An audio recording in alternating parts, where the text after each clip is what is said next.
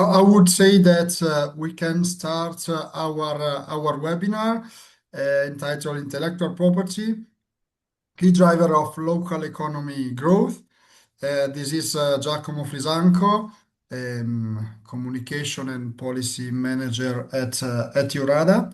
As you might already know, in 2021, during pandemic, EURADA and EUIPO, the European Union Intellectual Property Office, sign a memorandum of understanding in order to mutual raise awareness about the importance of intellectual properties and patents across all the developing industries that are part of the EURADA network.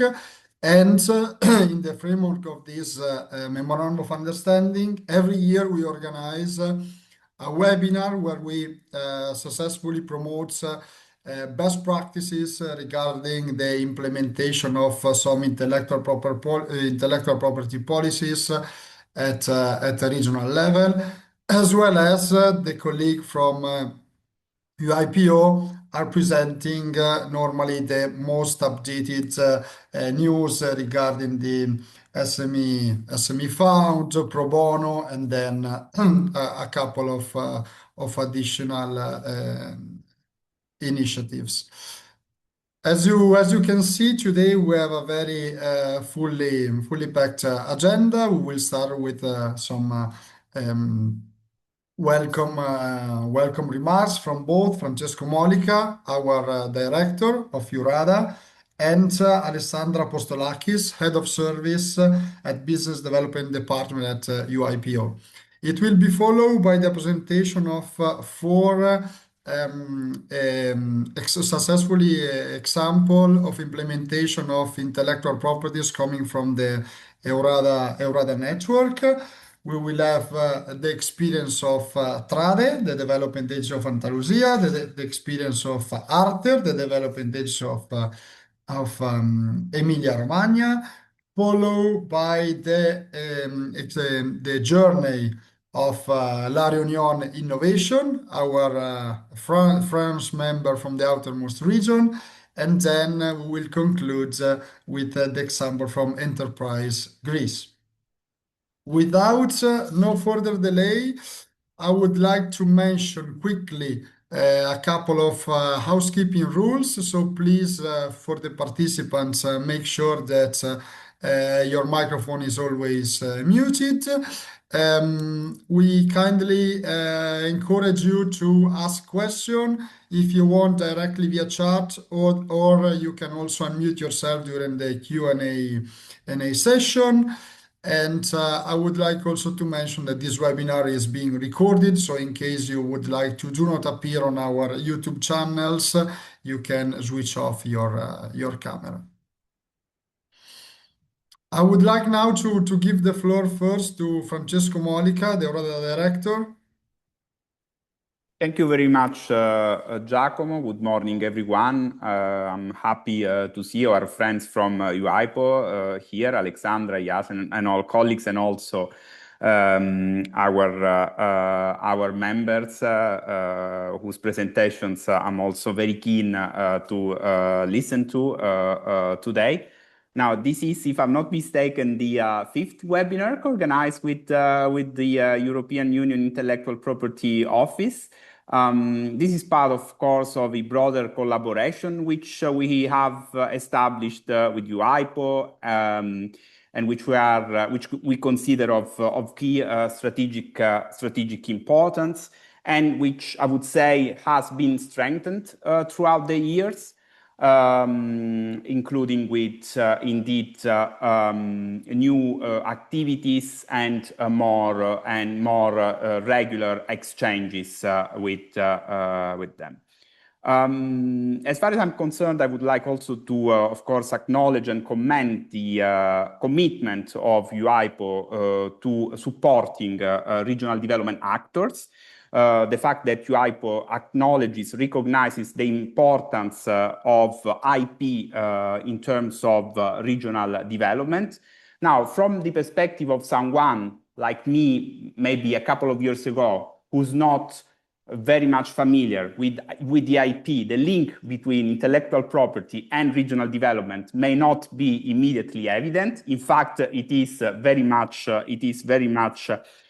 important because, of course, intellectual property plays a key role in terms of ensuring that the economic value of innovation that is developed at local level stays at local level, remains and is captured then at local level, with then implications in terms of job creation, investment, and more broadly economic growth. However, as we know very well, IP protection and awareness remain uneven, right, across regions. There are two fundamental issues when it comes to indeed leveraging on IP at local level and having a good awareness of the importance of IP across local entrepreneurial and innovation ecosystems. First, IP is inherently complex, right? We know that intellectual property systems can involve legal procedures, technical language, and different forms of protection with which some SMEs, especially the smallest ones, might struggle to cope with, might struggle to understand. And secondly, to some extent, and for some SMEs, IP might also be costly. Because we know very well that the registration of the IP, the legal advice that it is needed, as well as the enforcement involve some cost, and this might indeed discourage some SMEs from protecting and leveraging their innovations through IP. Especially in less developed regions, but not only. This applies to many regions. And this is where both the regional development agencies and EUIPO at different levels come into the picture, right? Because they offer a number of services that are indeed directed at overcoming, addressing, tackling these issues that might be faced by the local, indeed, innovation and entrepreneurial fabric ecosystems. What they do is indeed, and we will hear from our members today, they run IP help desk, they offer advisory services, they provide funding support to SMEs. All of this to make sure that SMEs can navigate the complex procedures, the costs about IP, and can make informed decisions indeed about protecting their innovation. So that the existing barriers to IP access can be indeed lowered. Well, this is it on my side. Again, I look forward to hearing, well, first the opening remarks from Alexandra, and then the presentations from both our members as well as colleagues from EUIPO. Again, I really see, I was yesterday reading the agenda and discussing with Giacomo and Anne about the webinar. I really see how what regional development agencies are doing on the ground and what EUIPO is doing at the broader supranational level is very complementary. With the common and joint aim goal. So yeah, this is it from my side, and I now will leave the floor back to Giacomo. Thank you very much, Francesco, for your introduction. Indeed, you are right. It's like many years that we are cooperating with EUIPO, fifth edition, and then we see really how our members that develop indigenous spread across Europe are implementing IP in their portfolio of services, as you mentioned, some help desk services we will see later with some presentation. I would like now also to give the screen to Alexandra Apostolakis. Yes. Oh, this is a really nice photo of me. Rarely looks so good, but thank you very much. Okay, thank you very much, everyone.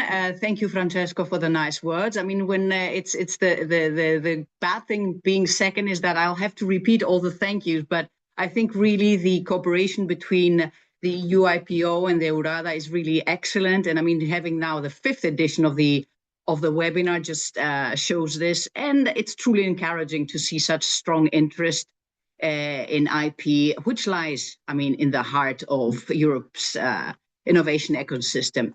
So together, we are working to raise IP awareness among businesses across Europe's regions. And of course, you are, let's say, the regional development agencies are the ones on the ground, as Francesco pointed out, and we're a little bit further abroad, but we need this connection because sometimes we are a bit too far away.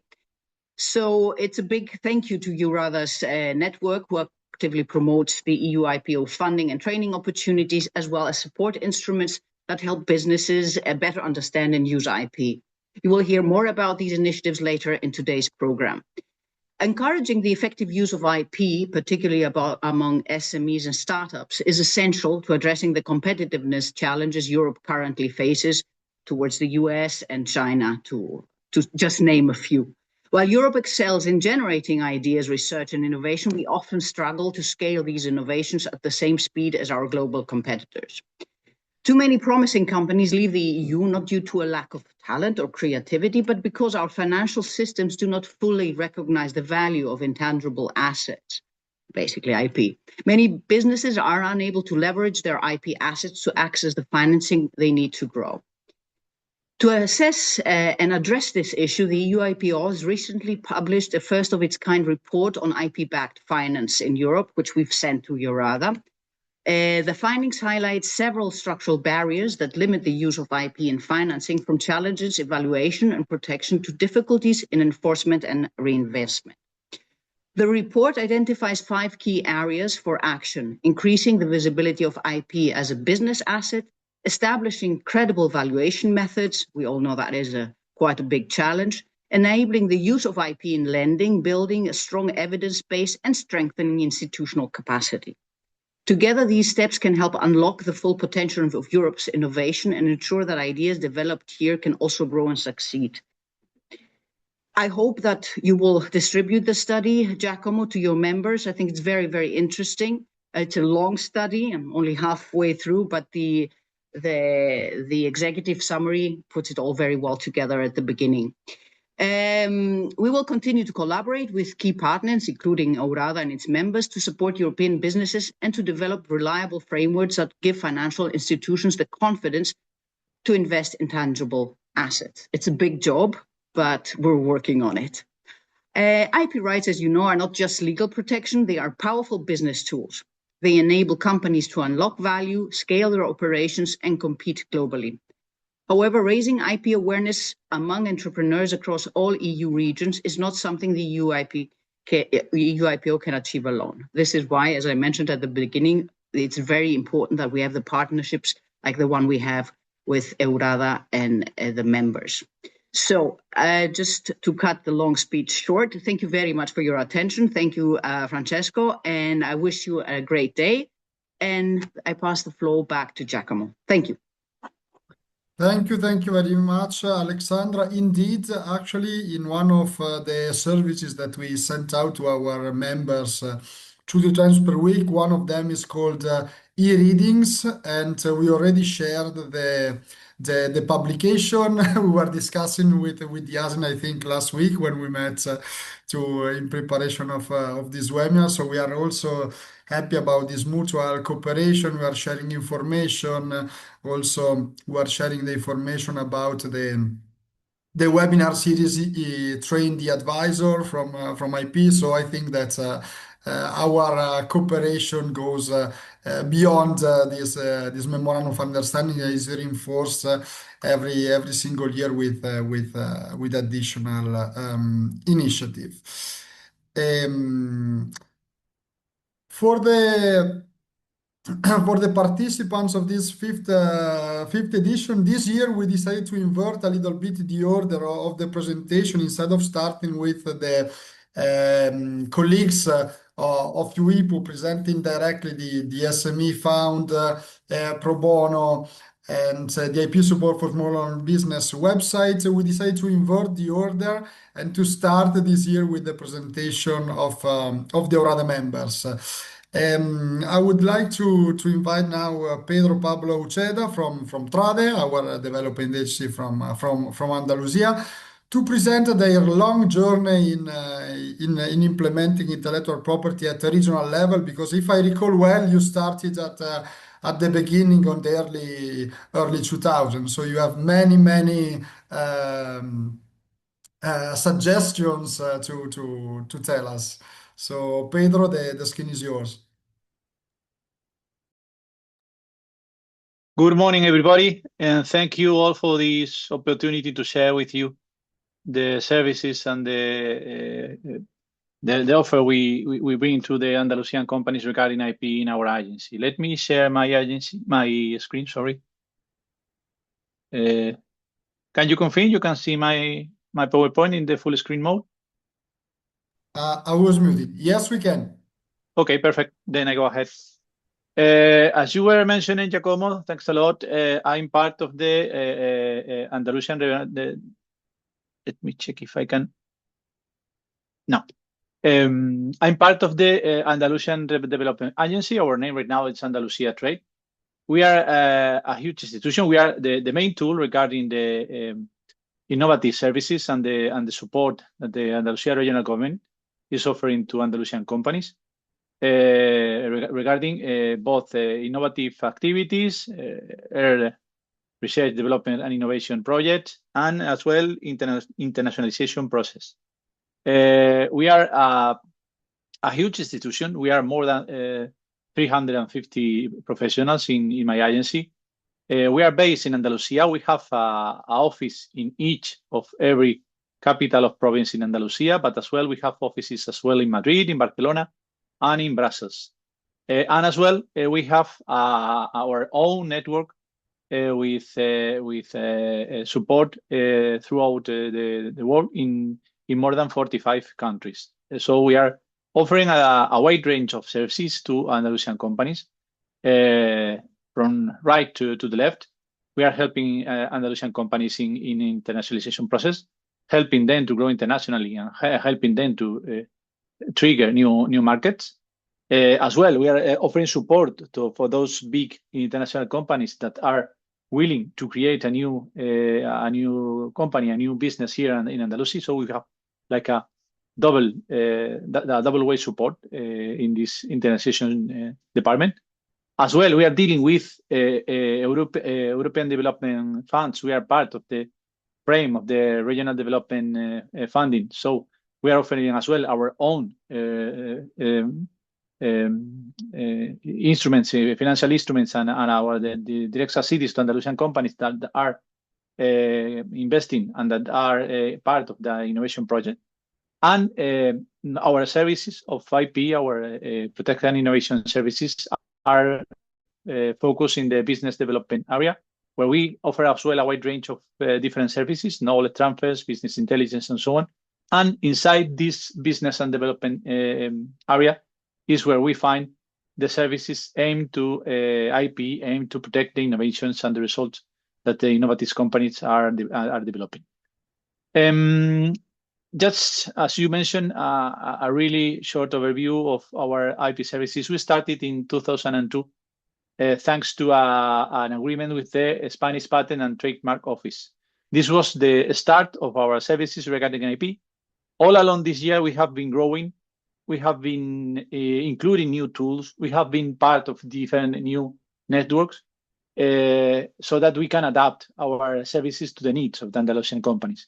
As well, since 2004, we are part of the PATRIP network. This is a network of regional centers recognized by the European Patent Office regarding the services to European patent procedures. And as well, since 2014, we are part of the European Union IP Helpdesk Ambassador Scheme. And this is a service offered by the European Commission to those companies involved in the European funding projects and growing internationally. And this has been a really useful way of growing internationally, to establish new contacts with new colleagues all over Europe. We have been able to know new colleagues, to establish relations of confidence, so that we can collaborate, we can work together, and offer our Andalusian companies a wider range of services. As well, this is very important. We are offering these technology information services, these technology monetizations reports that we are doing, not only adapted to the personal needs of each company, but as well we are offering monitorized services regarding some specific sectoral reports, some specific sectoral information that we consider a strategy for the growing of the Andalusian companies. And as well, we are part, at last but not least, we are part of the Enterprise Europe Network. This network is coordinated by the European Commission, and it provides services in the field of international technology transfer. And we are part of this network, which is a huge network, and we are really active promoting the IP services inside this network. We have the evolution of our services is clear. When we started in the very beginning, we were focused in the administrative support. I mean, we were handling applications, dealing with fillings, offering the fee payments, so that everything was a really administrative tax, and it was very different from now. Nowadays, everything is fully operational online. Anybody is able to join any website, and even you can do most part of the filling online. But our role is that we offer we help companies while building an international innovation protection strategies. I mean, we are helping companies to establish how they can proceed. We offer them the best information possible, and we help them to use their budget efficiently, so that they don't lose their time. They do short what they need, and this is our main role right now. Not only to cover the administrative procedures, but as well to help companies while defining this strategy, because IP is very important in business strategy. And for all those companies that are working with innovative projects, and for all those companies that are growing internationally, the use of IP it plays a key role in each and every single business strategy. The best point is that you need to be sure about what you need to protect. No one is. We help companies to decide what they need to put inside into the safe, and what is valuable enough to be protected. So that being aware that how important are the intangible assets nowadays, we offer the companies the possibility to build this strategy, and to help them to define what they need to protect. We are all along this way, and up to now, I can say that we are the only public institution offering IP support in the region of Andalusia. Andalusia is bigger than some European countries. I don't know if you are aware, but we are the only institution here offering these IP services from the public sector. This is what we offer. We try to cover the whole range of needs that a company may need. Although, let me say that we do not replace the services of an IP attorney. We are not, for sure, it's impossible to cover all the needs of the company from the public sector. But at least we offer advice to identify and to know how to protect, and which elements of your business do you need they need protection. We offer as well support in filing trademarks, patent, and design. This is this part of the prior art reports and technology. This is a service we offer for free, and we have really good professionals doing this stuff, and we are offering a valuable service into the companies, knowing which is the state of the art, and knowing since the very beginning which are the patents, and which is the information that is important to define the strategy, and to define what the innovation activities they are doing. It's very important to know the prior art and what technology can be affected by your project. And we offer as well this link and this connection not only with the Spanish Patent and Trademark Office, but as well with the European Union Intellectual Property Office, which we have a really good collaboration all over the years, and with all the other institutions working with IP in an international level. And for sure, with the European Union IP Help Desk services. Regarding the SME Fund, let me say that we are doing a really good use of this tool. We are having many companies interested in this tool.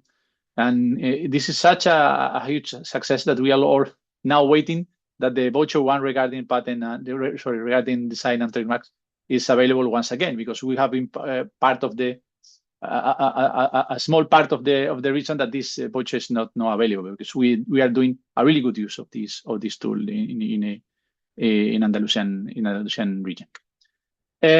Just to finish, I can be talking for long about this, but let me share with you just a case regarding a company. This company, based in Andalusia, is Medical Fit. There's a video you can see later on in YouTube regarding this company. It's in Spanish, but it has English subtitles, so you can understand it. This company is working with digital dentistry with a really international approach. They are working all over Europe and America, and they are offering like the possibility of using digital information to they produce all part of the dental pieces you can need in a odontologist service. And they have clients not only in Europe but in America, and they are offering these products in a small village in the south of Spain called Úbeda. Through the Enterprise Europe Network, we helped this company to define and to coordinate what they needed to protect. They have a different services, and they were growing internationally. We helped them to define what they needed to protect. We offered them the possibility to use the SME fund through I can say not only 2 but 3 years in a row, and they have been using the SME fund to co-finance trademark international registration. And this company nowadays has a treatment of protections in different markets, like not only the European Union but the United States, Mexico, and Chile, and they have reduced almost the 50% of the cost of this process using the tools available and using our services. For sure, they have improved the position in the international market, and they are now able to combine the different tools and different strategy. They are working nowadays as well with patents. Some parts of the process, the digitalization process, they are doing, and they have a really good position in the market thanks to the good use of IP. And that's all for my side. I try to be short. I'm open to any type of question, any type of doubts that you may have. Thanks a lot. Thank you very much, Pedro. I think it's interesting to see a concrete example of this SME that's benefited from the previous SME fund 2023-2024 to secure the IP right. So we can see already an example of cooperation among a development agency, the services that you are providing to the local ecosystem, and then we see how they are integrated with the services offered by the colleagues from EUIPO. Let's move towards east, from Spain to Italy. The next speaker is Donata Folesani from Arter. That is, as we all know, according to the European Innovation Scoreboard, you are like a stronger innovation. So you are like a very interesting, dynamic regional ecosystem. And so the screen is yours to tell us more about your ecosystem and how you are including also IP as an added value in the economic growth of Emilia-Romagna. Good morning, and thank you very much also from my side to EURADA and to EUIPO for the invitation to this webinar and for the opportunity of present you our innovation ecosystem along with the activities and the tools we implement every day to support its IP empowerment. The topic of this webinar, intellectual property key driver of local economy growth, it's of great relevance, as you mentioned, Giacomo, to our region, Emilia-Romagna, as I will tell you in a while. Okay, I'm Donata Folesani from Arter, the regional agency for innovation attractiveness and territorial development of the Emilia-Romagna region in Italy. Arter is a consortium between university, research centers, and local entities. And in Arter, I coordinate a unit called the IP Competence Center, which is a unit offering since the early 20s programs and initiatives regarding intellectual property supporting our regional ecosystem. And I'm also proud member, like Pedro, of the European IP Help Desk Ambassadors scheme since 2013. Okay, so our ecosystem is an ecosystem where public and private stakeholders continuously generate and manage knowledge, innovations, technologies, therefore in a single word, IP. And first of all, what do we mean by innovation ecosystem? For us, innovation ecosystem is an environment where independent actors develop relationships and collaborate to maximize scientific enhancement, business competitiveness, good employment, and qualified human resources with economic and social impact on the whole regional territory, increasingly and taking into account the needs of people, of communities, of companies. And the pillar of our ecosystems are, first of all, our productive system. Emilia-Romagna hosts at the moment 387,000 companies, over 1.7 million of employees. We maintain a very strong exported-oriented manufacturing sector with a GDP per capita higher than the European and the national average, and our industrial specialization range from automotive, mechatronic, packaging, machinery, to mechanical and hydraulic components, agro-food, agricultural machinery, ceramics and tiles, biomedical and pharmaceutical sectors, to quote the main sector. And again, we are at the moment home for 900 innovative startups. We mean for innovative startups the startups under the special national legal regime, and they represent the 7% of the national total innovative startups in our territory.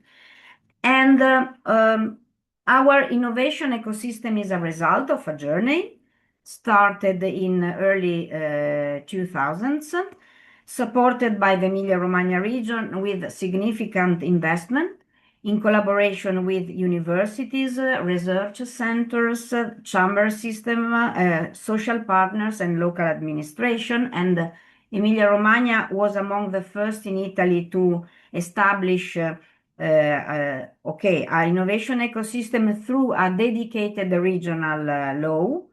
And in building our ecosystem, we have fully sized opportunities provided by the Cohesion Fund and the National Recovery and Resilience Plan. And the regional ecosystem is a system anchored to historical research and knowledge institution of our region. So the 4 universities and the 2 units of Lombard universities located in Emilia-Romagna, the important national public research bodies and infrastructures like Consiglio Nazionale delle Ricerche, Enea, Cineca, which is the national consortium located in Bologna, hosting now and managing the supercomputer Leonardo, and also coordinator of the Italian AI Factory, which is one of the 13 AI factories promoted by the European Commission in Europe. And again, 4 scientific institutes of research, hospitalization, and healthcare. And our ecosystem is organized to be easily accessible, open, and capable of identifying innovation needs and directing them toward the most consistent solutions. So the primary target of our innovation ecosystem is, of course, our regional entrepreneurial system. Even we do not forget the fact that it play a very relevant capacity of attractiveness from outside. And the ecosystem is coordinated by Arter, and the main, let's say, pillar are, beside, of course, the productive system, the so-called high technology network, which is composed by over 90 industrial research laboratories and innovation centers, providing competencies, technologies, equipment to meet companies' innovation needs. And we organize this offer in an online catalog. Again, we have 11 technopoles location. They are located throughout the regional territory, including the Dama Technopole in Bologna, hosting the supercomputer. And technopoles host industrial research services and facilitation for industrial research and technology transfer. And again, we have 9 clusters, which are public-private association between universities, enterprises, and training centers. And main task of our regional cluster include the contribution to design our smart specialization strategy and provide support to region in elaboration of innovation and skill policies. And also they develop strategic collaborative research and innovation projects and proposal. And last but not least, we have also over 30 public and private startup incubators and accelerators organized in the so-called inner network. So, as you can imagine, this ecosystem is so rich, is so dense with the actors producing knowledge and innovation every day. And this system shows a significant performance also in terms of patent production and in terms of European positioning. Emilia-Romagna currently ranks among the 16 among the European regions for the number of European Patent Office application. And again, according to the Deep Tech Finder, the EPO Deep Tech Finder, we have now 58 companies in Emilia-Romagna with 333 EPO Deep Tech patent application in the database. And also at national level, we have a very good performance with more than 1,000 applications. And among the top 15 Italian industrial operators for European patents, 7 are from Emilia-Romagna. Our corporate leading sectors include mechanics, logistics, pharmaceutical, and energy. And again, the patent production is very relevant, also considering our universities and public research centers. The University of Bologna is among the top 5 best performing entities, with a portfolio of over 240 patents, and main technology fields are health, bioeconomy, agriculture, digital, environment. So, what do we do concretely for the IP empowerment of our innovation ecosystem? First of all, we provide as a competence center technical assistance to our regional cohesion fund managing authority. So we support our regional managing authority in designing tools and agreement and collaboration scheme to be adopted by applicants to ERDF operational program measures in the submission of the proposal in research and innovation call for proposal. For example, in the past, we have prepared a common standard agreement for the IP management between universities and companies, accompanying the submission of proposal in the call for proposal, in order to support them to better respond to the legal requirement and to be complying with the stated rules for research. Again, we have a free online service, the IP Help Desk, and it's a free online service for our startups, for our medium SMEs, for the researchers, providing IP audits and assistance in identifying strategies for the management and valorization of intangible assets. And it includes a 2-hour interview with an IP expert and a customized feedback written report. Again, every year we prepare tools, annotated agreement templates. At the moment, we have a collection of 9 publications available online on our website, including annotated contractual templates for commissioned research, patent licensing, know-how licensing, software development, and so on. And last but not least, since 2019, my favorite task, the Competence Center coordinate a permanent IP in collaborative research working group, which is composed by all the TTOs representative of our universities and the research centers, our shareholders.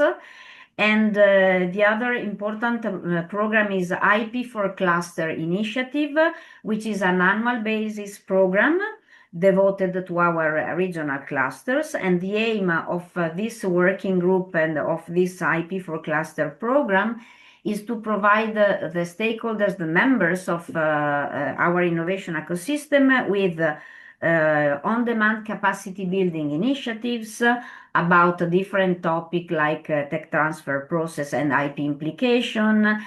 For example, the last edition of the capacity building initiative has been focused on IP application in artificial intelligence.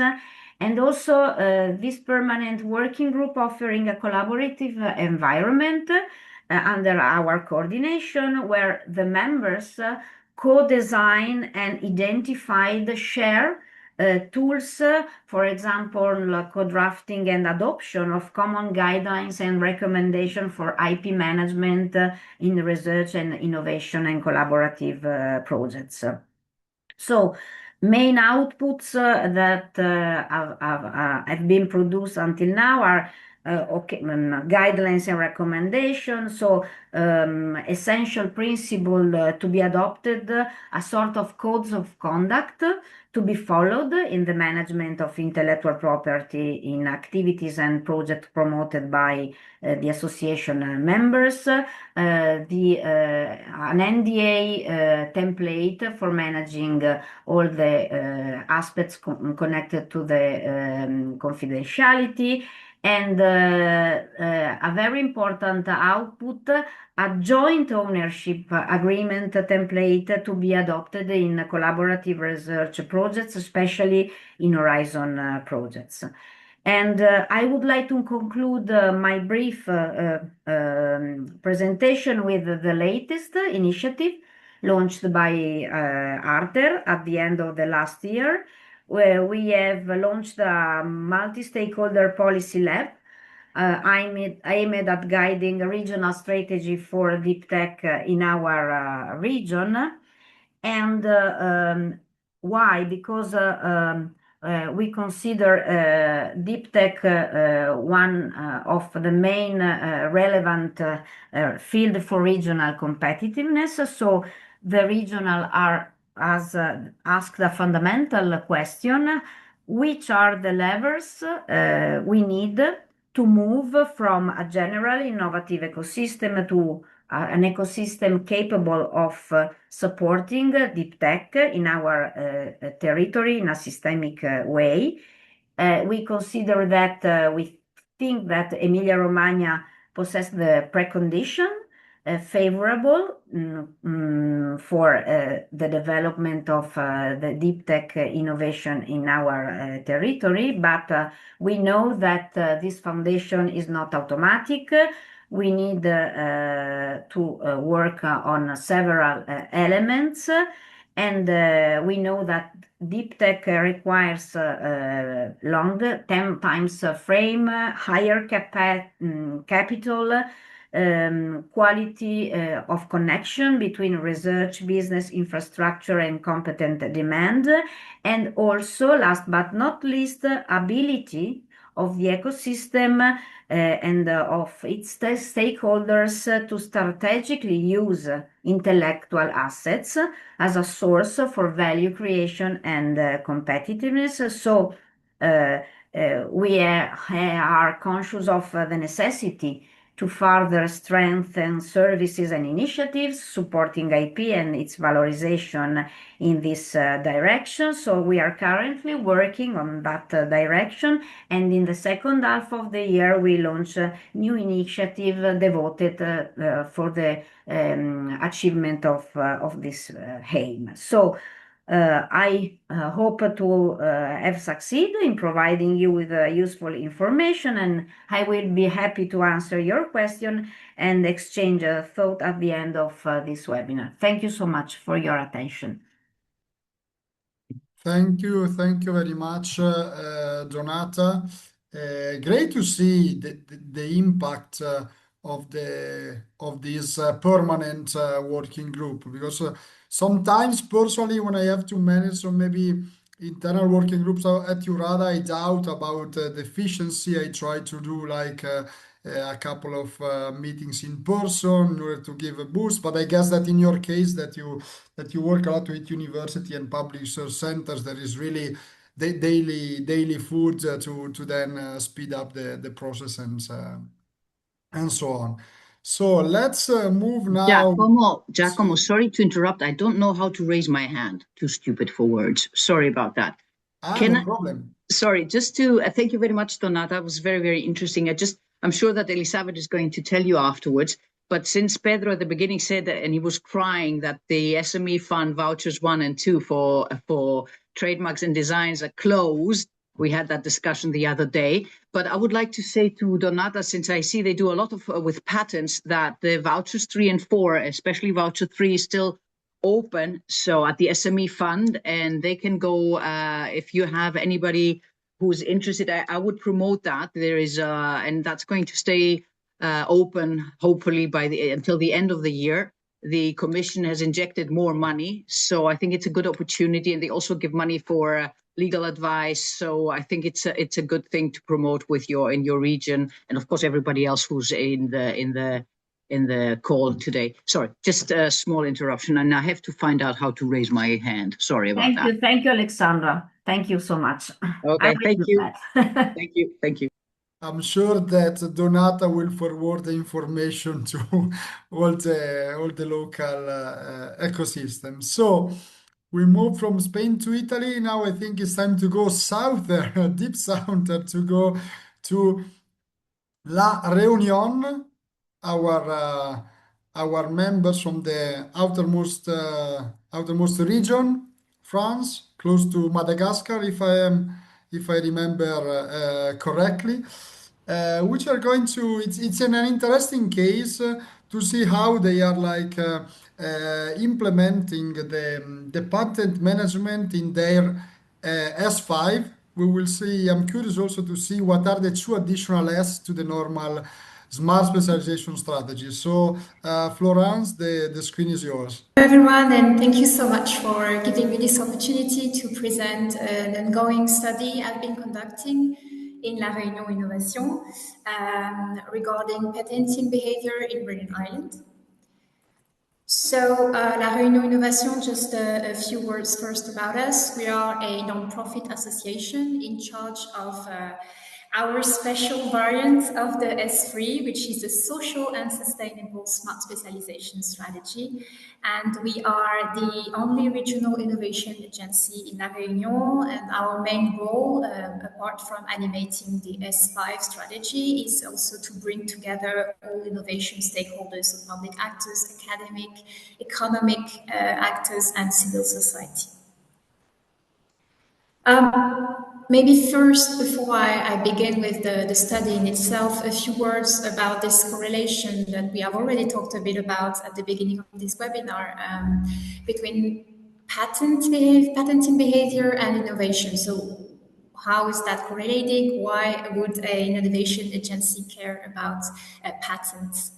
So as you might already know, because I'm talking with experts here, patents act as a threefold incentive to innovate. They act as an incentive for firms to invest in research and development, act as an incentive to disseminate inventions, and finally as an incentive for open innovation, so fostering collaborations between research centers, big firms, and startups.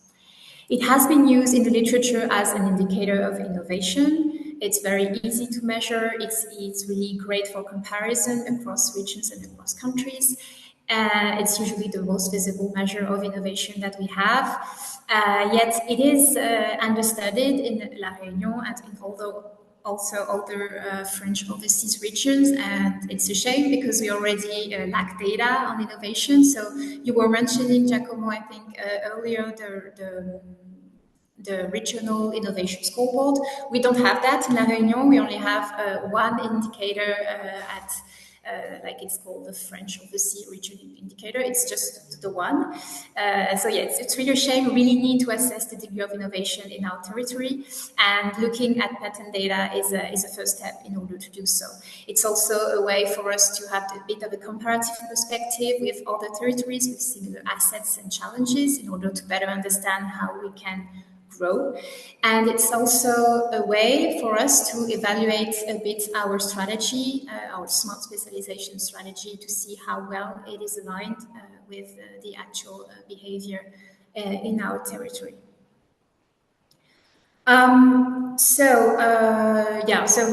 I've already talked about this. We have this special shade of S3, as you already know. So the smart specialization strategy is this European framework aimed at promoting economic development.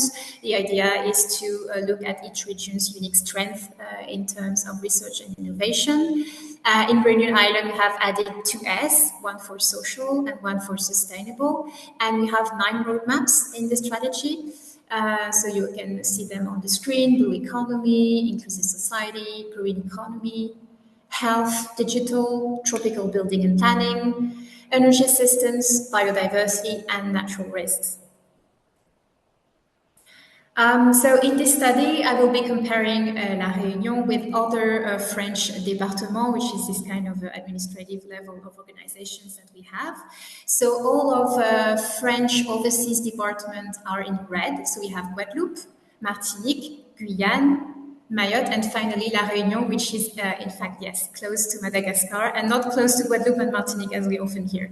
So yeah, that's just to give you a bit of a geographical context.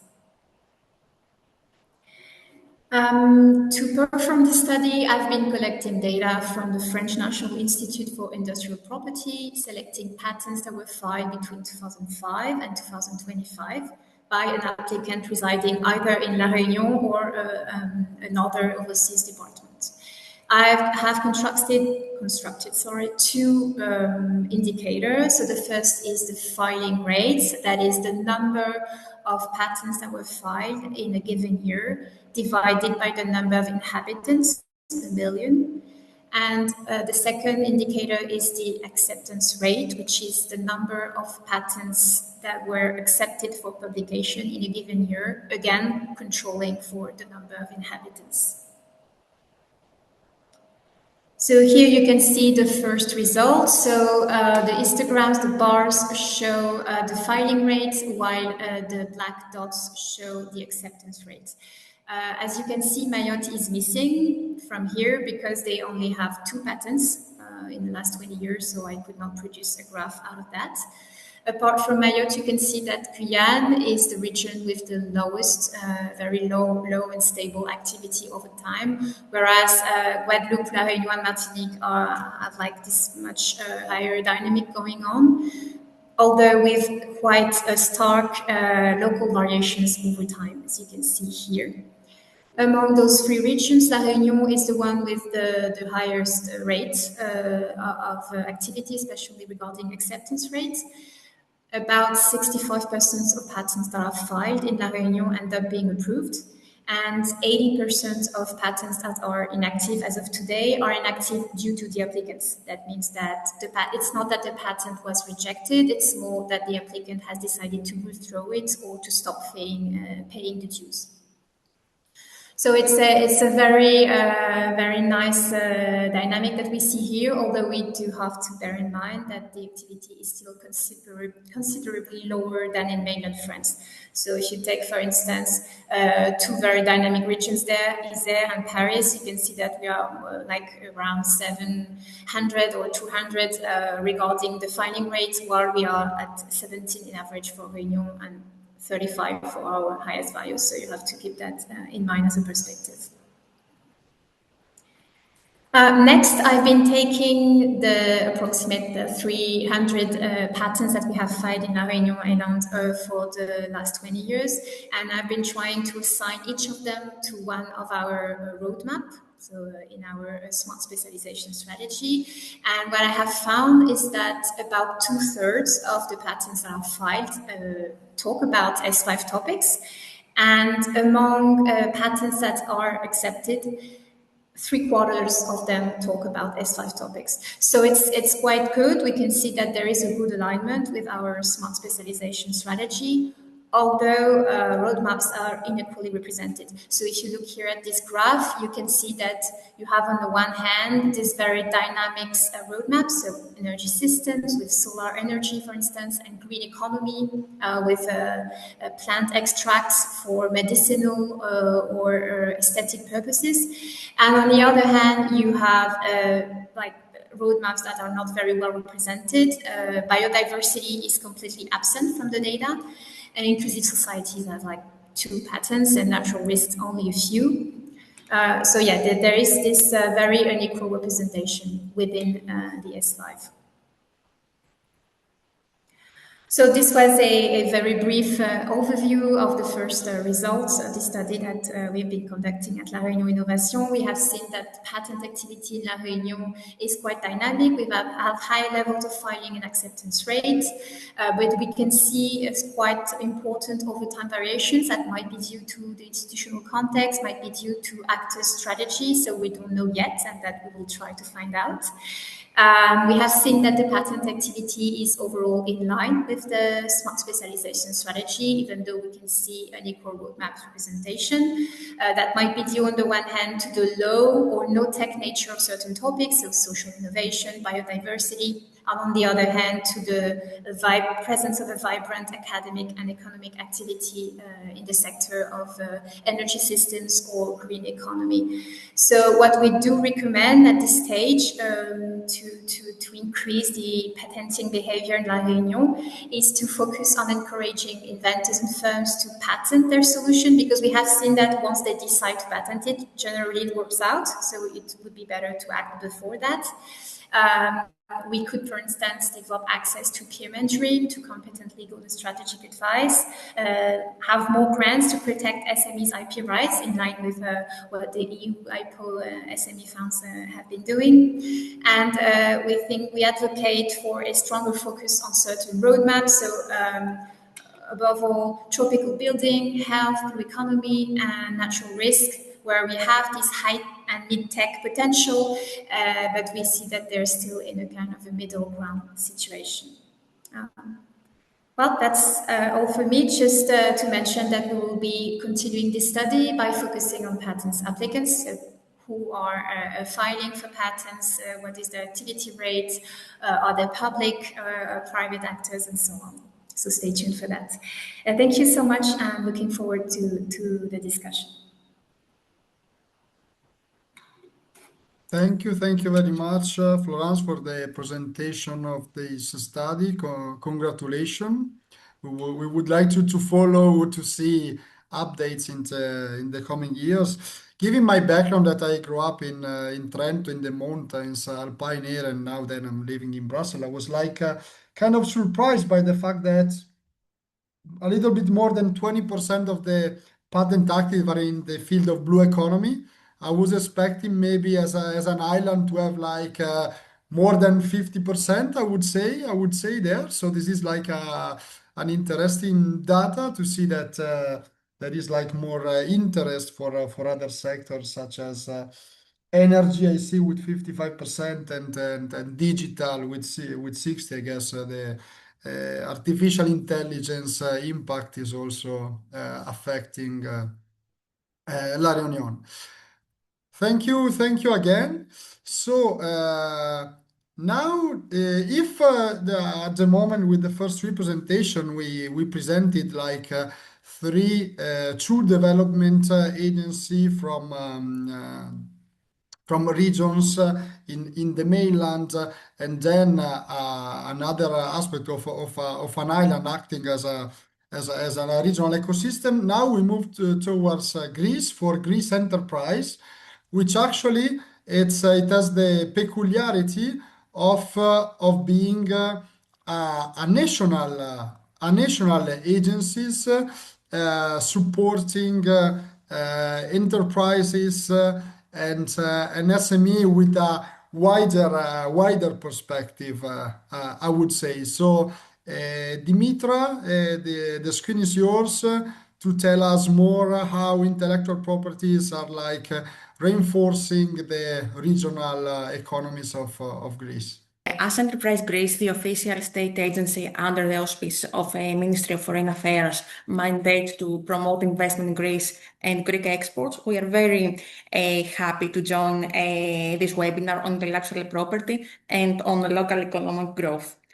Today, we will focus on 3 points. First, IP as a form of economic infrastructure. Second, the importance of clear IP rights in practice. And third, how can IP support investment, exports, and regional growth? So, the core message is that IP turns legal certainty into economic confidence. An idea can be strong, but without clear rights, it is often difficult to use. It is difficult to license, difficult to finance, and difficult to protect. When the legal right tool is used, the idea becomes easier to manage as an asset. This is the simple path shown on the slide. Ideas become legal rights. Legal rights allow commercial use, and commercial use creates local value.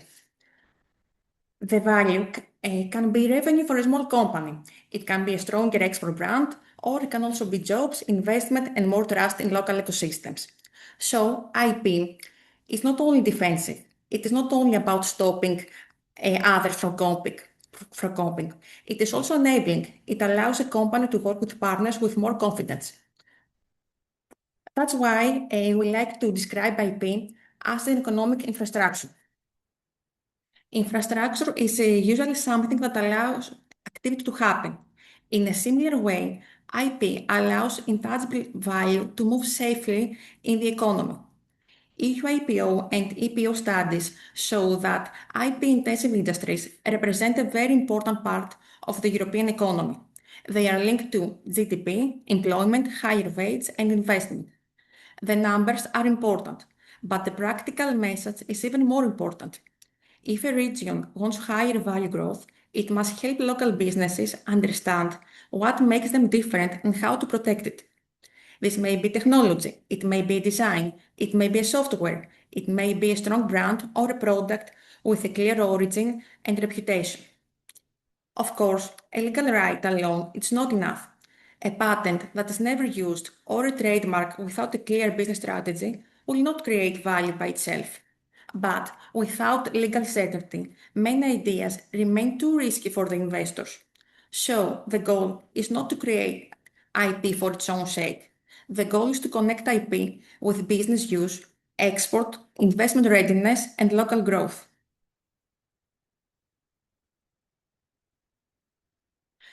So, let me now connect this to Greece. Greece has a modern and EU-aligned IP framework.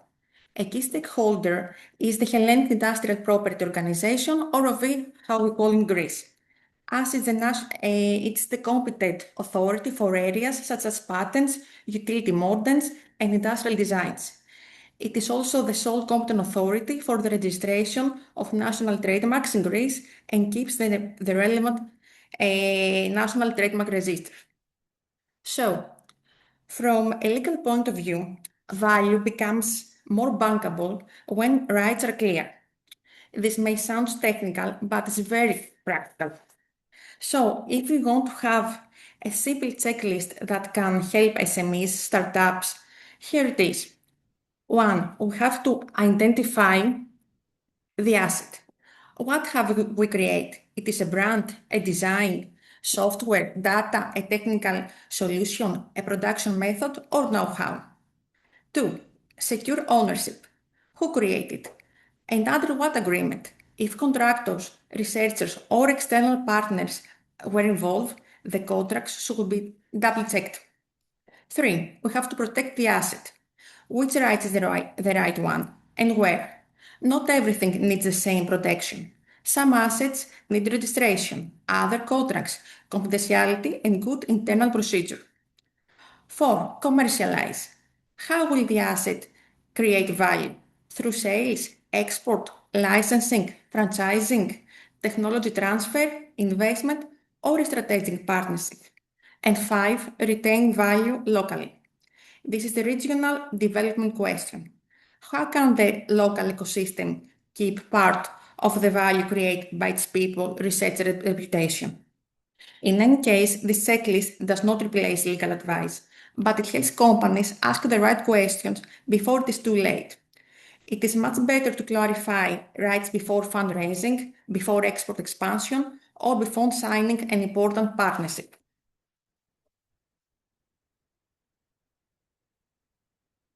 In any case, and furthermore, IP also supports investment attractiveness.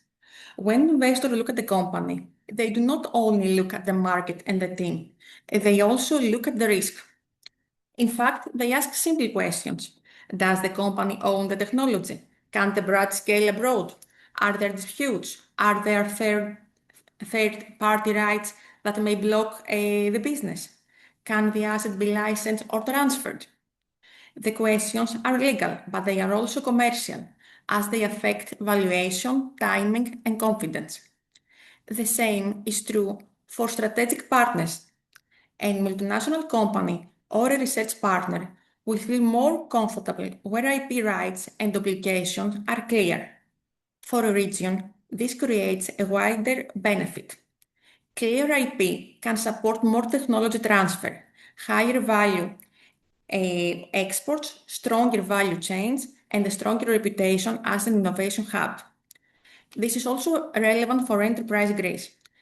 Investment and trade promotion are stronger where companies can show not only good products and good ideas, but also protected and well-governed assets. In simple terms, IP makes value easier to explain, easier to trust, and easier to find. So, what Enterprise Greece and other development agencies can do? Development agencies can help bring IP into the business discussion earlier. So, first, we can raise awareness as this webinar does.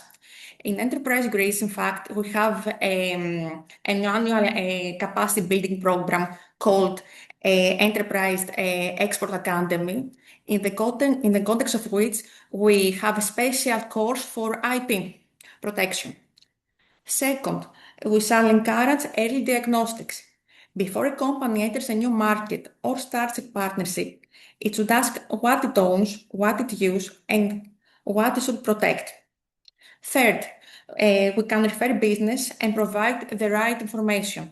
That's why we have here in Enterprise Greece export help desk and also investment help desk. Fourth, we can link, of course, IP with commercialization. A trademark, partner, design, or copyright strategy should support a business plan. So, to close, I would like to return to the main message. IP is where legal certainty meets economic development. For Greece and for European regions, the opportunity is not only to protect ideas. The opportunity is to use IP to scale ideas, export them, and keep more value in local economies. A mature IP culture helps companies know what they own. It helps investors understand what they are financing. And of course, it helps regions turn reputation, knowledge, and creativity into growth. Protecting ideas is not the final step. It is a starting point for creating local value. Thank you very much, and I'm looking forward for the discussion. Thank you very much, Dimitra, for this presentation. I see here that it's really a national dimension, no? Which is way more complicated to address the issue. Interesting to see that you are organizing an annual capacity building program on intellectual property, and that you are already cooperating somehow with the colleagues from EUIPO. We are a little bit out of time, but maybe we keep just a couple of questions. Do we have any question from the audience? Feel free to type them in the chat, unmute yourself. If someone is in the meantime is shy, I have like one more than a question, is a curiosity. I would start with Pedro. You told us like this the evolution, the story of 25 years of IP in Andalusia, no? And the fact that or the evolution of all the IP services, and the fact that now it's fully operational online. I have just a quick curiosity. You accommodated the service due to I imagine a bottom-up initiative, so mapping the needs of the startups of the company at a territorial level, or simply by trying 1 year, I suggest one support scheme. If it's not working, I change approach and I suggest something else to your entrepreneurs in Andalusia. What we try to do is to offer a tailor-made service. I mean, we know the tools, we know how these tools can be used, what are the different IP rights we can use while defining a business strategy. And what we try is to cover the needs of the company, depending on the situation, depending on the strategy they are building. And making them have the best decisions according to the situation. This is not, in our case, it's like a case-by-case service. Depending on the stage of the company, depending on the budget they have, depending on the growing of their business, is different. The suggestion we provide, and we try to establish like a permanent relation with our clients, with the companies we are supporting, because we know that the situation is changing, and we know that they will need in the near future other things, and we try to be like a. We tend to say that the primary doctor, the first person they contact with while they have a need. For sure, we are not able to cover all the needs. For sure, sometimes we need to ask them to contact a specialized pattern attorney. But we try to do a continuous follow-up of the situation of the company, and to build a strong relationship with the company. And we are able to do so thanks to the people we have, thanks to the team of IP expert we have been growing all over Andalusia. And we try to be in deep contact with the Andalusian companies. That's our main point, I guess, and that's our indicative activity we have. I see the added value of all the services that you are providing to the entrepreneurs in Andalusia. Great to hear it. I have also a curiosity for Donata, no? So in your slide, you mentioned that currently you have 240 plus active patents with like a performance which is increasing by 10.8%. Is it like a consolidated trend? Is it like a more recent trend? How is it evolving? Is it No, standardized? Do you know? thank you for your question, Giacomo. No, I can say that it's, let's say, a consolidated trend during over the years, and every year, let's say, in particular, Bologna, which is my town where I work, it's considered the capital of the patent in our region. So I confirm that it's a consolidate trend. And if I may to add a comment concerning the relation with the small medium companies and the kind of support we provide. Two main points. I think that on one side, it's more important. It's even more important to help startups and small medium companies, assisting them in doing their inventory of the immaterial asset, because they owns intellectual property, but very frequently they do not know that they own them. And so it's a very important activity, the one we provide, like I can imagine the colleagues, to help them in order to take a consciousness of their immaterial assets. And okay, the other point is help them to extract value, assisting them to extract value from these assets.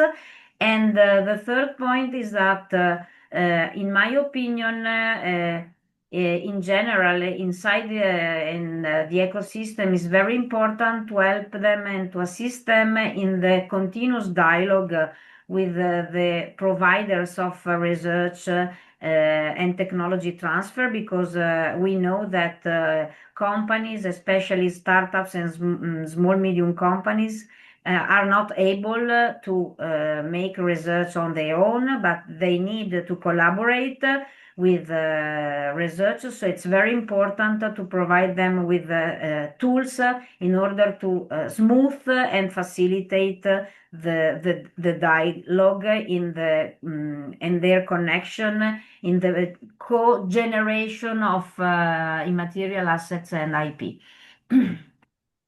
So once again, you confirm that Emilia-Romagna is famous with this cooperative, collaborative environment to boost then the growth of the regional economy with this consolidate trend. So you are avoiding peaks up and down, but you are constantly growing. Fantastic. My curiosity also to Florence is on the same trend. You mentioned that you're not part of the European Innovation Scoreboard, but you use this patent behavior as as an indicator for innovation, no? So you told us that 65% of patents are approved. Same question like for Donata. Is it like a different trend in the past years thanks to this maybe digital boost, the twin transition that was like implementing from Brussels in the last 5-6 years, and I see that many patents on energy and digitals are currently active. Do you see like an evolving trend in the island? Well, thank you for your questions. To be completely honest, I don't know yet. We'll have to look over time because it's the first time we've been conducted this study. We only have we only go 20 years back. I think it would be great to continue and see how it evolves. But for now, I'm sorry, I don't have a nice theory to go along with this. No problem at all. It's just me. It was a curiosity to see a little bit, but I will follow you. I will follow your study maybe in the when with Jerome we have the annual meeting, EURADA innovation at the beginning of the year. We will see if there is some updates in 2027, 2028, and so on. Last. Dimitra, also for you, I think it's a little bit more complicated because you are at national level, but do you have do you see any more trends in some Greek regions? If I recall well, you are based in Athens, in the Attica regions, Yes, no? nothing. Is it still like important to AP as to enhance the investment attractiveness also in the region where you are based? I'm not sure if there's a trend. However, we see that more SMEs and more startups here in Greece try to emphasize IP protection earlier, and then they ask us more questions about how they can protect their, trademark or how they can proceed all the contracts. So that's the trend that we are seeing. We are seeing in Enterprise Greece.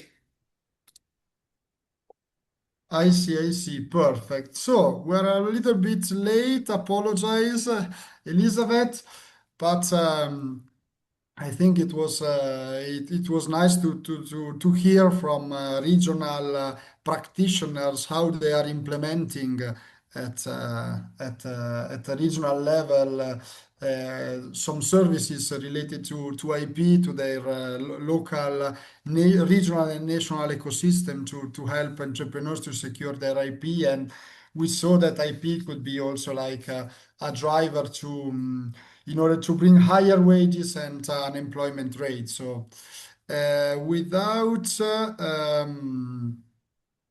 further delay, I would like to give to Elizabeth the screen to present to us three interesting opportunities that one of it we already heard during the presentation of the EURADA members, the SME Fund. We saw that both Trade and Arter are already familiar with it, the pro bono support, and then the IP support for small and small businesses website. So Elizabeth, the screen is yours. Yeah, thank you so much. Allow me to share. And indeed, we heard very nice presentations. Can you see from slide mode? Yes. Okay, Yes. from Petro, Donata, Florence, and Dimitra. So now we go to how we EUIPO support the SMEs. And we have the SME Fund, the Pro Bono website, a lot of trainings, and many other things that we create awareness. I will start with the SME Fund. As last year, we said this is a financial support that we provide to the small and medium enterprises in order to register their IP rights. Here I show you this slide because you can see the yearly evolution of the money that we invest on this, also the services that we cover. SME Fund started in 2021 as a pilot phase, and then as a program from 2022, as you can see here, until today. So you can see here at the top of the arrows, the money, the budget that we start the year. And this year we have the starting budget, but later, or we have already started adding the unused money from 2025 plus the current year 2026. Let's see the impact of this scheme in numbers. So these are the numbers including the pilot. I will start from the middle column. You will see the number of applications up to date is around 160,000 applications. We financially supported, actually paid up to now above 100,000 SMEs. And the total budget that you have seen before from the previous slides is 70.6 million. So the request, you can see the request at this side, the left side. We have above 185,000 applications for vouchers. You can see here from the numbers that the highest number of the vouchers requests are requested for trademarks and designs at the national, regional, EU, and international level, followed by patents and legal cost, then IP scan, and then community plan varieties.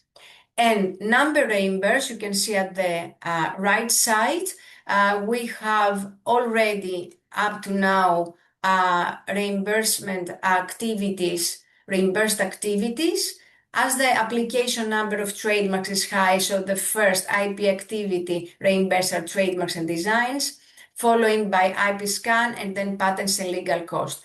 Of course, as here, this includes 2025 and 2026, this number from this side of the slide will go up. Let's go and see what do we cover this year. So we have divided our services per vouchers. Voucher 1, IP scan and IP scan enforcement. This is coverage at the national level. I will explain you later which countries they are part of the SME Fund, because IP scan is a service that can be done from different member states, but not all under the SME Fund umbrella. Trademark and designs, you can see here what we cover, the reimbursement rate and the value of the voucher, 700. Patents, this is at the national European level, and you can see this is the heaviest on value voucher, and then the plan varieties. So here in this slide, I have some numbers of how we started this year. Okay, this year we have very high numbers. We are on the 12th week now that we are open. Voucher requested above 22K, voucher awarded above 20. We award 98% of the voucher requests. And these are the number for the SMEs awarded, how many SMEs they took the voucher and we expect that they are going to use. But numbers, they don't say anything unless we compare. So please have a look at the last line, because I have divided this slide to three lines. The SME Fund 2024, the last row, 2024, the middle, and the upper 2026. So in 2024, we thought that we have received the highest number of the SMEs, okay, the applications. And this was 13.7 number of SMEs applied, vouchers requests and vouchers awards you can see. And then 2025, this 13.7 became 15.7. And we said, wow, you know, how we have a lot of high numbers. And you can see the numbers requests and awarded. And this year, the first 11 weeks, we received almost 20K SMEs applied.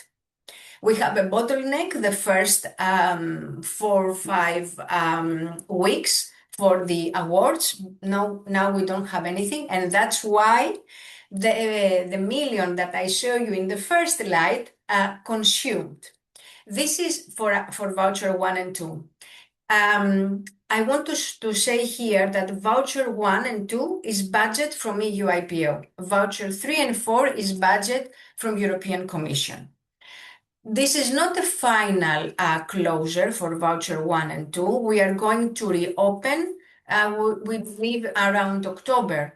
What we do now is that we see, based on the payments, we gather all the unused money, and that's why we are going to reopen voucher 1 and 2 October. Voucher 3 and 4, based on the usage and the request that we have, we anticipate that will be open without any closure until the end of the scheme, December. Now, voucher 1 has 2 vouchers. Voucher for IP scan.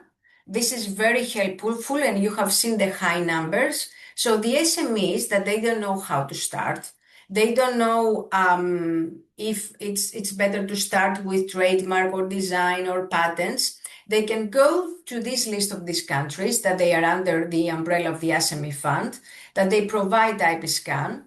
Each country, they have their own IP scan experts network. There are interviews between the SMEs and these experts, and the experts, they are preparing a report tailor-made for the needs of the SMEs. Of course, there are some SMEs that they already have some trademarks, but they don't have an intellectual property strategy. So again, they can ask for the IP scan, and they can request IP scan every year.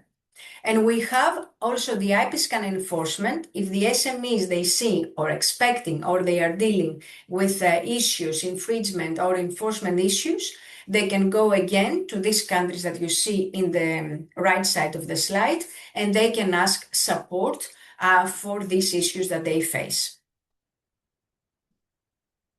Now, I want to show you this slide. These are numbers for 2026 for 2 reasons. The number of the IP scan and IP scan enforcement, but also because this funnel shows a little bit the process. Okay, so we have, let's say for voucher 1, we have the requests coming from the SMEs.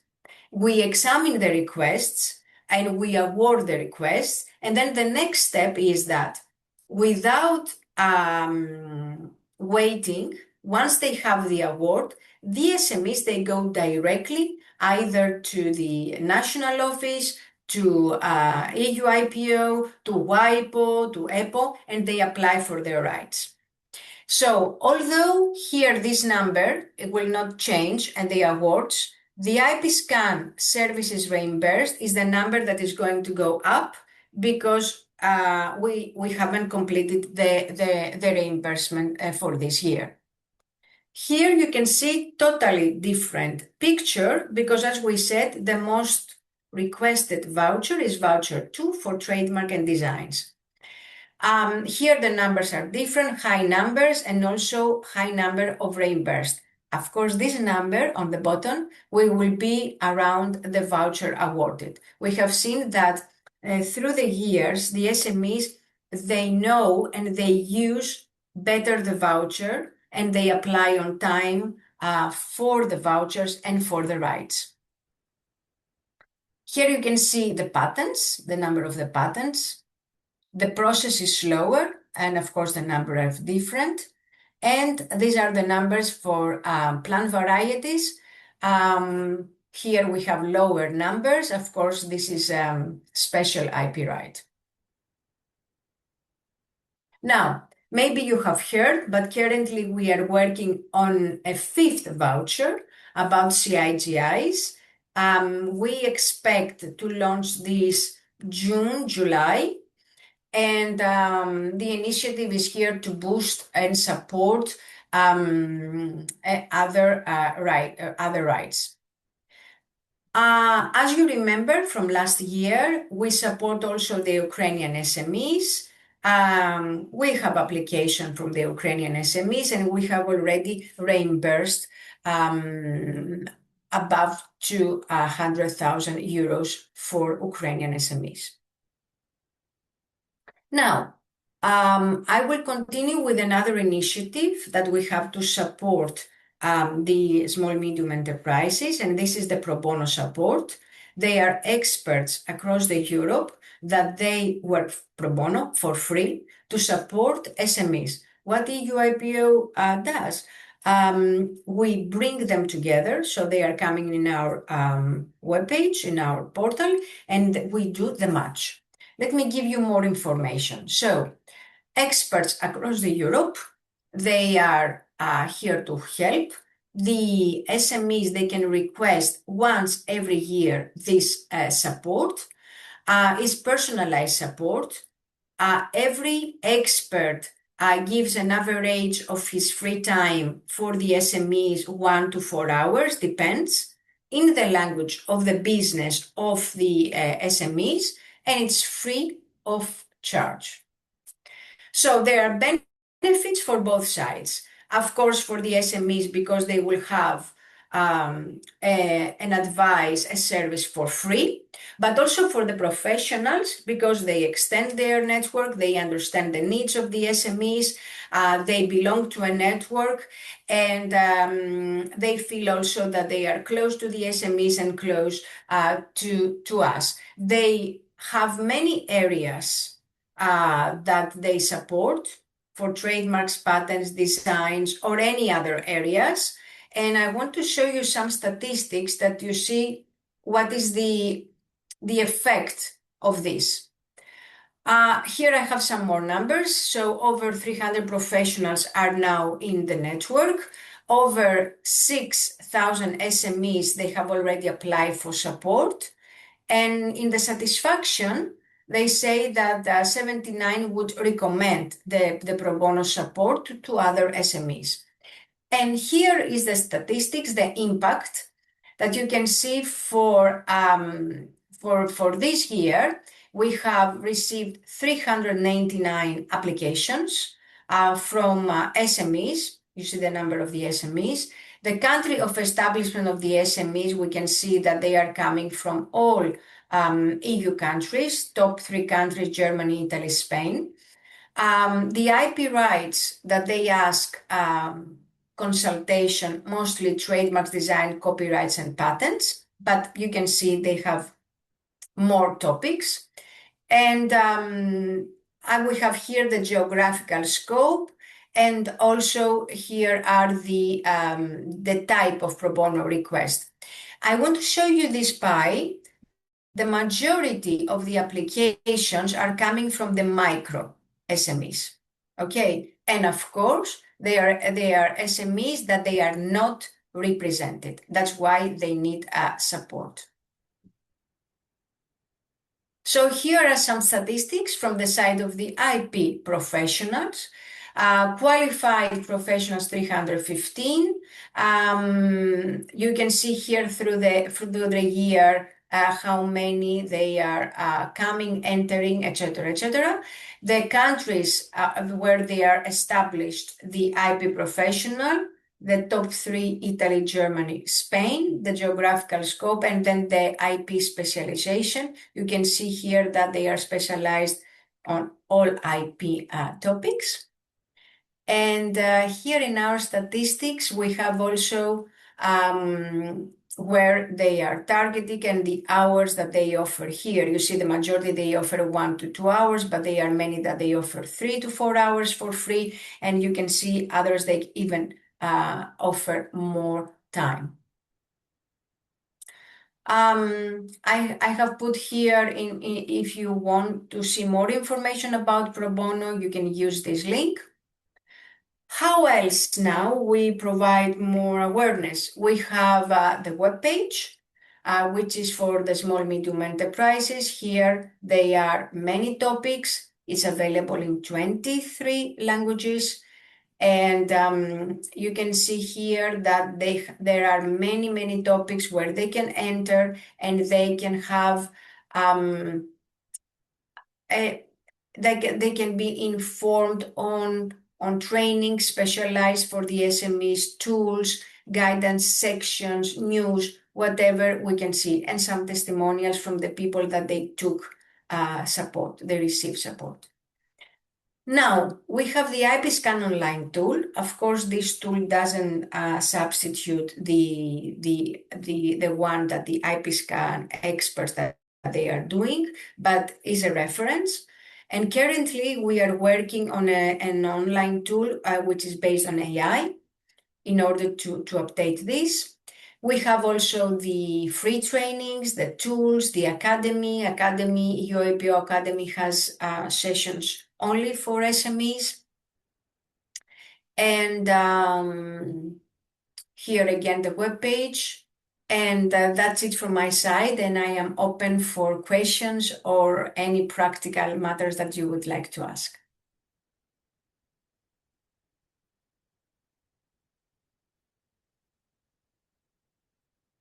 I was muted. Thank you very much for this comprehensive and exhaustive presentation. I know it was not so easy to make it in 15, 20 minutes. First reaction to your presentation is that yes, and next year we need to organize this webinar way early in April or something, because now that the fund it's already cut off, and so we need to wait to October for the new dissemination activities of the SME fund. So I think congratulations first of all to this success. I see from 14,000 to 22,000, no, in 2 years. If I recall well, the first time that I heard about your IPO a few years ago, it was less than 10,000 per year when we started our cooperation, our memorandum of understanding. So it means that there is a real need actually to secure the IP rights from entrepreneurs, because as we saw from all the services that you are providing, it can be an added value to all the activities at local. Yeah, Elizabeth? Yes. I mean, the SMEs, you can spread the word of the SME fund, of course, and the SMEs, they can prepare themselves, because usually they apply for the voucher and then they need some time to prepare, the IP rights that they want to ask. So for us, what we say is that prepare yourself. Even the application of the SME fund can be in drafts in the user area.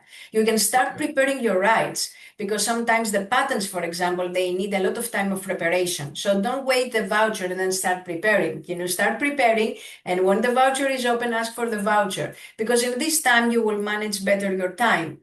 The national office, they are also spreading the word about the SME fund and the preparation that is needed. And we don't stop promoting it, okay? It's just that voucher 1 and 2 will reopen. If we gather the money earlier, we will open earlier. I gave you, let's say, a forecast based on the specific trend that we see today and the specific usage, okay, is a forecast. If we gather the money earlier, of course, we will open. But again, we don't want to have a lot of windows. So we want to gather a sufficient amount of money in order to open for a longer period. Thank you, Giacomo. Thank you indeed. Actually, great suggestions, great tips. I'm sure that our members, they are acting on the ground locally. They were already aware of this fact that it takes time to secure the patent and so on. But for me, based in Brussels, it's not my daily bread. I would say that this is correct. No, it takes lots of time to prepare all the bureaucratic and to have the idea to be patented. So great, great aspect. Do we have any question for Elizabeth? I see that maybe someone already left because we went a bit over time. So if we do not have any question from the audience, I would like to thank all today's speakers, starting from Alexandra at the beginning, our director Francesco, who had to go to another meeting. He apologized, but some unexpected in-person meeting took place at our premises. I would like then to thank also Pedro, who just left because he had a conflict meeting from Trade, Donata from Arter, Florence from La Riunione Innovation, Dimitra from Enterprise Greece. So thank you, and Elizabeth, of course, from EUIPO to present the SME Fund and the Pro Bono. I would like to thank all of you. I think it was nice, a nice moment to share practical cases. It was nice to see how you are implementing or how you are considering to implement patent and intellectual properties in your innovation strategies at a regional level or at national level. I see here that all the numbers are showing us that we are on the correct way. We're following a good path, consolidate trends in this sense. The numbers are not lies, so I would say that this is great to have this yearly webinar like that. And most likely, let's keep in contact again in spring 2027 for another edition of this annual webinar among EURADA and EUIPO. But in reality, with the colleagues of EUIPO, we will see, and with some of you as well, EURADA members, we will see in Brussels on the 11th of June for Agorada, our main annual event. It will be another occasion to discuss about regional development, and among all the topics that are falling into this big topic, surely there will be also a moment to discuss also about intellectual property. So thank you very much for staying with us until 11:50 today, and have a nice day. See you soon. Bye. Thank you. Thank you. Bye. Thank you so much. Bye. Bye. Bye. Bye. Thank you. You. Bye.